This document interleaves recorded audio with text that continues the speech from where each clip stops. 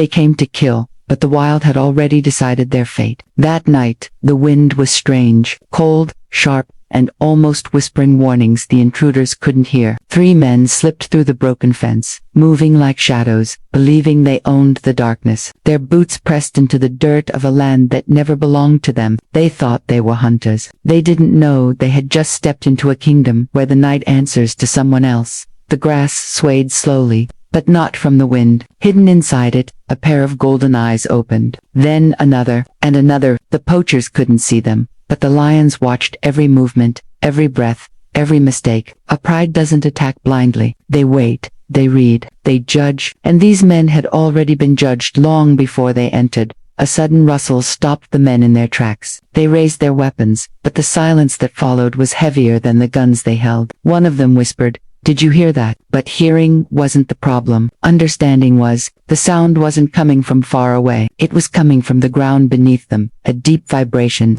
rolling through the earth like a warning heartbeat.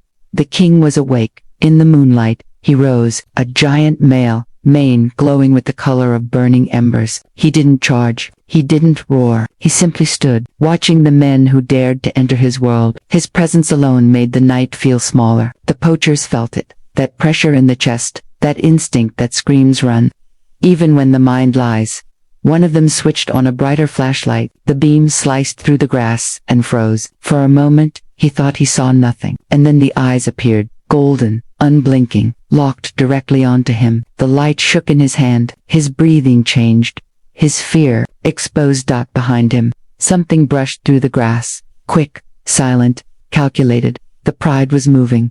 One lion shifted left, another slipped right. A lioness crawled low, almost invisible, her body hugging the earth. This wasn't chaos. This was a strategy older than human history. This was teamwork built on instinct, precision, and raw dominance. The men had guns. The lions had nature itself. The poachers stepped back. That was their mistake. Fear makes noise, and noise wakes hunger. The king took one slow step forward, then another. His paws barely touched the earth, yet every step sounded like a verdict. The men raised their rifles, but their hands shook. In the wild, hesitation is death, and the lions could smell it, the sweat, the panic, the fragile heartbeat of prey that doesn't yet know its prey.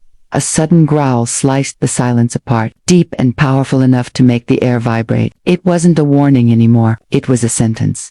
Before they could understand what was happening, the grass beside them exploded. A lioness launched herself with a speed that turned the night into a blur. The man nearest to her screamed, dropped his gun, tried to run, but lions don't miss. Not when protecting their territory, not when defending their kingdom. The lioness hit the ground with the force of a storm, her roar ripping through the night as the men scattered in panic. Their plan was broken, their confidence shattered. In seconds, they realized they were not the ones in control. The wild was. One of them sprinted toward the fence, lungs burning, legs shaking. But running in a lion's territory is like running in the jaws of fate. Every sound, every vibration, every movement draws attention. The tall grass crackled beside him, and he knew something was following. Something faster. The second man tried to aim his rifle, but his hands were no longer steady. Sweat poured into his eyes. His heartbeat drowned out the world. Behind him, a deep rumble grew louder. A sound only a lion can make. A sound that travels straight through the bones. He turned slowly, flashlight trembling, beam cutting through the darkness, until it reached a figure so massive it looked carved from shadow and fire. The king stood just meters away, mane swaying gently in the night breeze. Eyes glowing like molten gold. The man froze. It wasn't fear. It was something beyond fear. The realization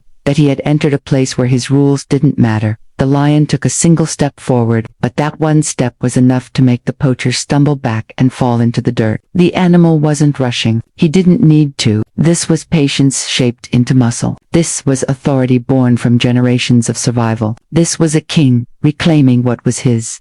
The third poacher, still near the clearing, knelt beside a bush trying to hide. His breath was harsh, broken, uneven. He clutched his weapon tightly, holding it as if it could protect him from the night. But the night was alive. The night had eyes. Soft rustling came from behind him. He turned just enough to see a lioness emerging from the darkness, her silhouette glowing beneath the moon. She didn't jump. She didn't roar. She just stared. A stare so cold and calm that it made him feel smaller than the grass around him.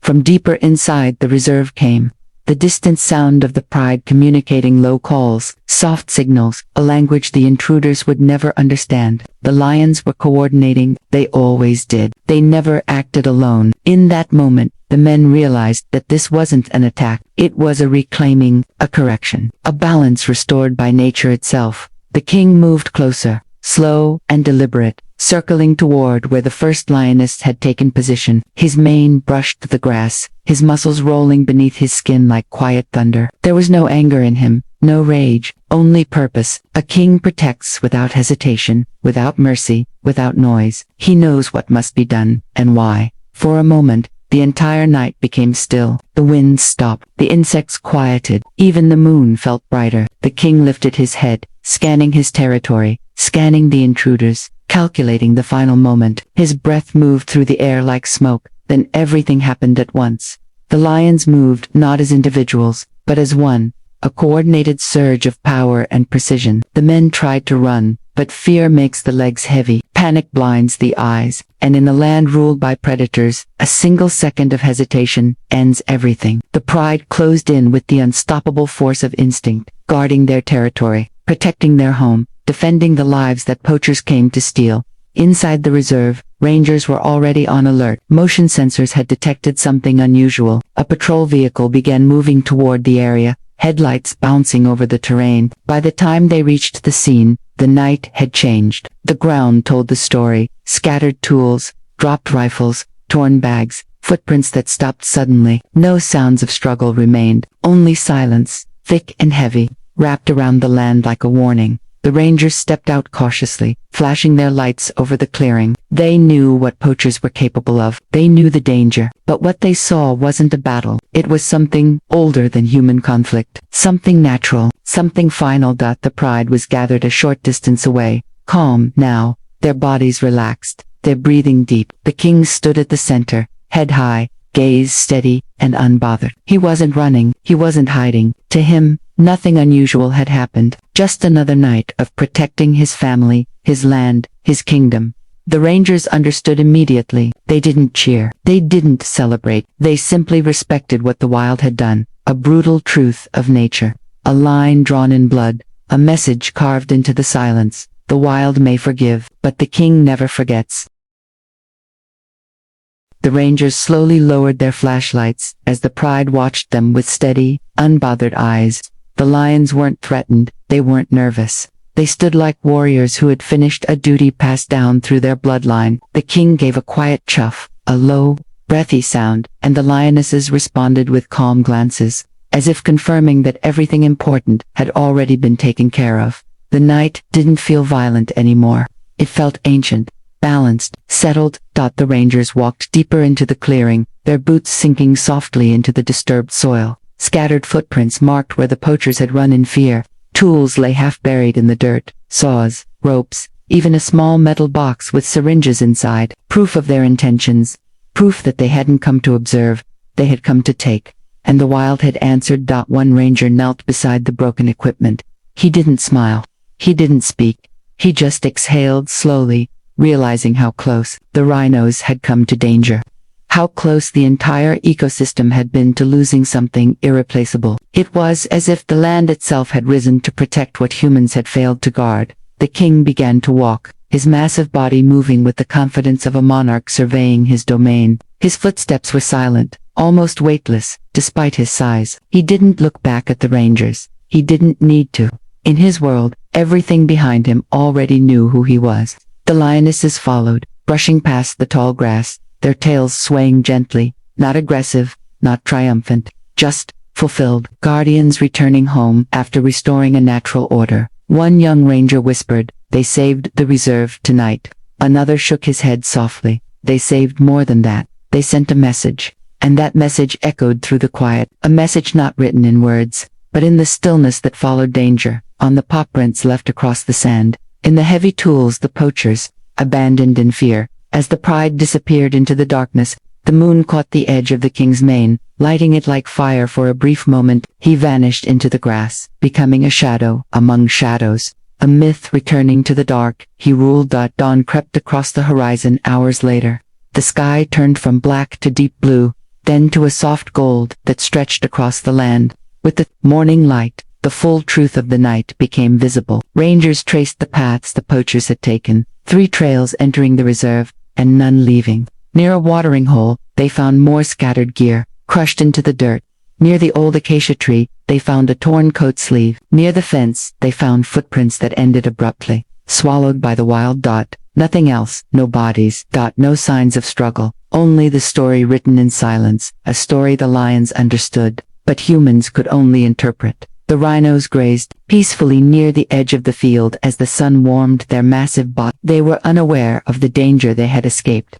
They were unaware of the battle fought for them while they slept. They only knew the morning tasted calm and the earth felt safe beneath their feet.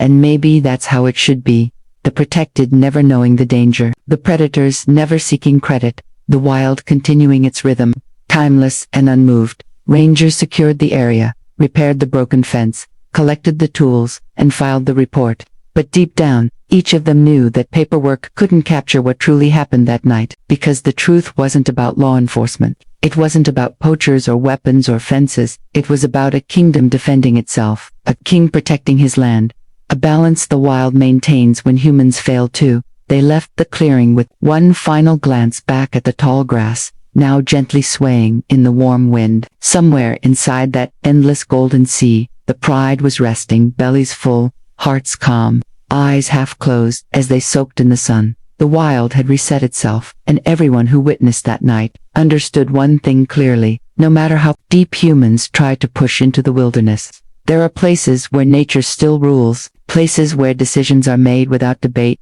places where justice comes with paws, not papers. The sun climbed higher, casting long shadows across the reserve as the rangers finished their sweep.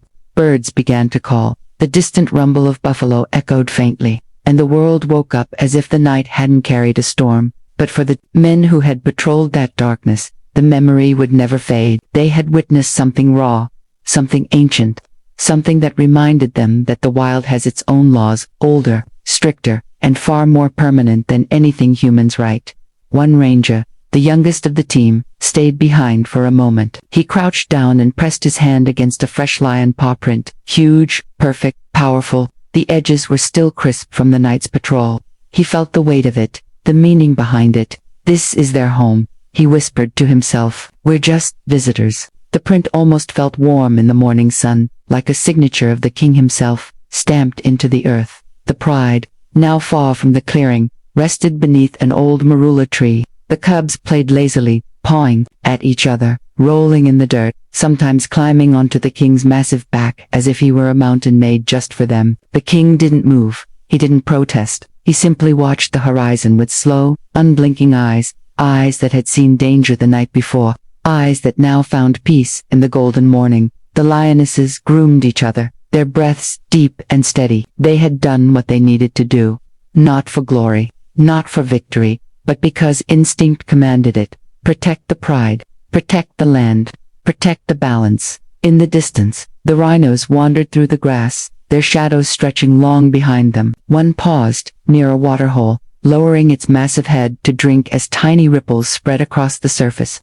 For that rhino, life went on just as it had for years, slow, steady, ancient, unaware of the danger that had lurked so close, unaware of the predators that had protected it, unaware of the poachers who had never returned from the shadows. The sun reached its full strength, warming the reserve. The winds grew softer, and the night's tension dissolved into the air like smoke drifting away. The land was at peace again. Back at the ranger station, the final report was filed, tools collected, footprints documented.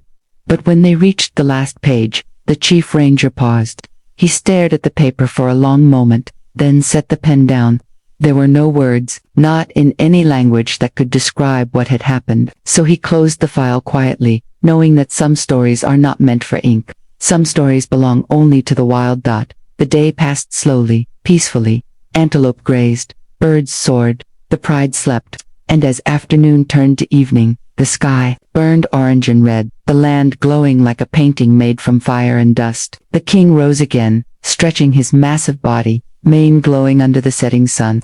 He walked to the edge of the hill and looked down at his territory, endless grasslands, Scattered trees, winding paths carved by generations of animals. This was his world, his family, his kingdom. And last night, he had defended it without hesitation.